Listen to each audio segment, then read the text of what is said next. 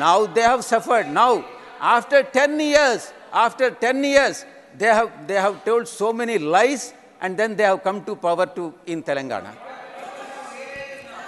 Please.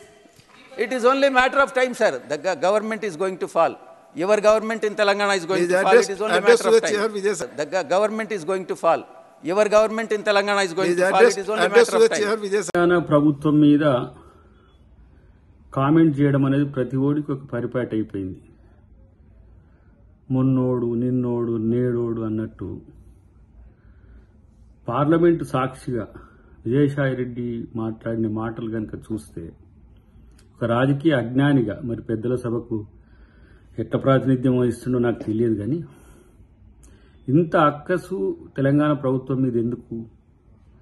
Modi ప్రాపకం పొందాలనుకుంటే, మోడీ కాడ మార్కులు ఎక్కువ వేసుకోవాలనుకుంటే ఏర్పడ్డ ప్రభుత్వాలను కూలగొడతామని చెప్పి నిండు సభలో మాట్లాడమా? నీకు ఏ రాజకీయ తెలివి ఉందో ఇప్పుడు అర్థమవుతున్నది. Chartered accountant turned political leader, లేకపోతే జగన్కు సలహాదారుగా ఉన్నట్టుగా ఉండి మారిన పొలిటికల్ లీడర్ లెక్క ప్రభుత్వాలు మారవు మిత్రమా. ఇలా షర్మిల అక్కడికి వచ్చి